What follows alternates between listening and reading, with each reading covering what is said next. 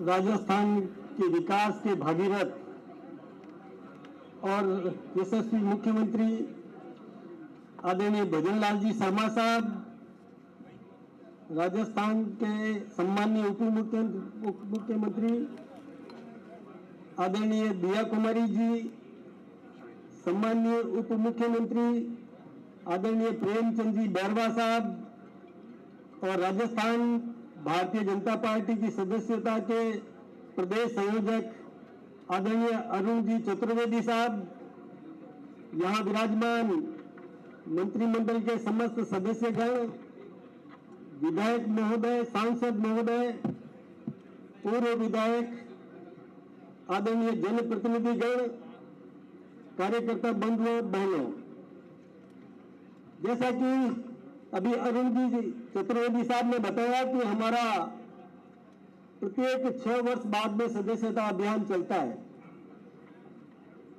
और कल आपने देखा होगा टेलीविजन पर भी आप सबने देखा होगा कि हिंदुस्तान के सम्माननीय प्रधानमंत्री जी भी कल पुनः भारतीय जनता पार्टी की सदस्यता उन्होंने पुनः ग्रहण की। हमारे राष्ट्रीय नेतृत्व ने भी नए सिरे से फिर से नवीनीकरण किया सदस्यता अभियान का। ये आप सब लोग जानते हैं कि हिंदुस्तान में लगभग 1500 राजनीतिक दल हैं और उनमें हम एक अलग से हमारी पहचान है।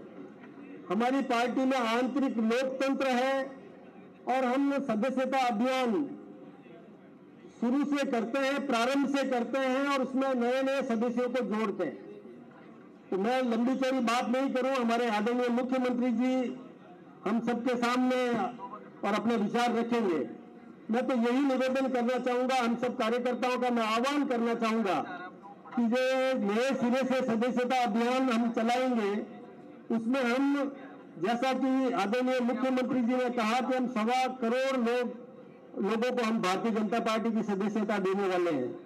आप सब जानते हैं कि राष्ट्रीय नेतृत्व ने आह्वान किया है कि प्रत्येक बूथ पर कम से कम 200 सदस्य हम बनाए और इस प्रकार से हमारा 51,613 जो बूथ है उसके हिसाब से हमारी 1,06,07,00,000 के करीब सदस्यता होती है।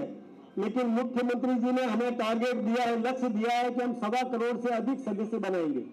तो हम सब कार्यकर्ताओं को, हम सब जनप्रतिनिधियों को अपने अपने क्षेत्र में जाकर और सदस्यता अभियान को और मूर्त रूप देना है। प्रत्येक कार्यकर्ता को, प्रत्येक व्यक्ति को हम सदस्य बनाएं।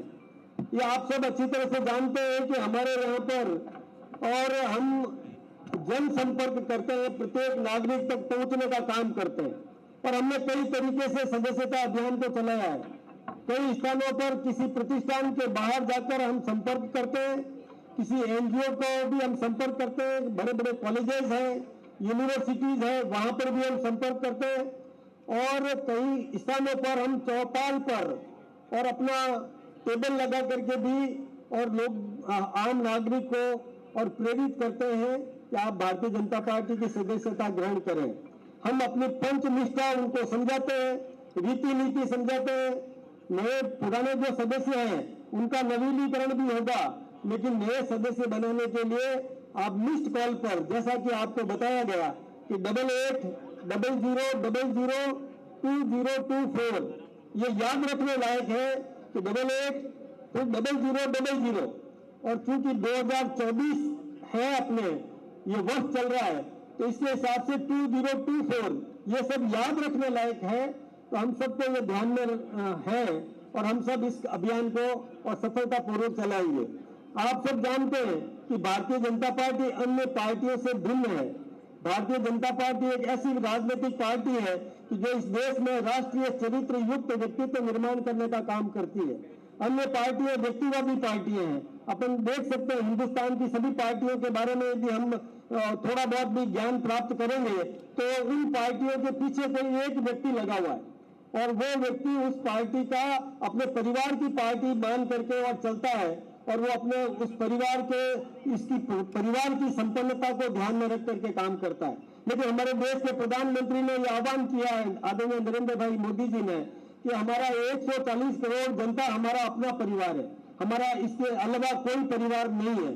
तो 140 करोड़ जनता को हम अपना परिवार मान करके उन सबके उत्थान की कामना करते हैं और प्रत्येक नागरिक का जीवन स्तर किस प्रकार से ऊंचा उठे, भारत की प्रतिष्ठा किस प्रकार से बढ़े, दुनिया में भारत का मान किस प्रकार से बढ़े, हमारी प्रत्येक योजना इसी को ध्यान में रख करके की जाती है।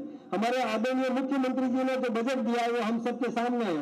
कितना विकासोन्मुख बजट दिया है, प्रत्येक परिवार को, प्रत्येक व्यक्ति को समृद्ध करने की दिशा में, प्रत्येक क्षेत्र के विकास करने की दिशा में, और हमने काम किया है। हमारा बजट इसी प्रकार का उन्होंने बना करके दिया है। आप जानते हैं कि हमने कभी भी किसी प्रकार का भेदभाव किसी के साथ में नहीं किया। जो विकास की योजनाएं हैं उसका लाभ प्रत्येक नागरिक को मिले। जब चुनाव का समय आए तब हम राजनीति कर सकते हैं, लेकिन जब चुनाव समाप्त हो जाए उसके बाद में विकास में हम कोई राजनीति नहीं करते। सर्वांगीण विकास करने का काम हमारी पार्टी करती है, हमारी सरकार करती है।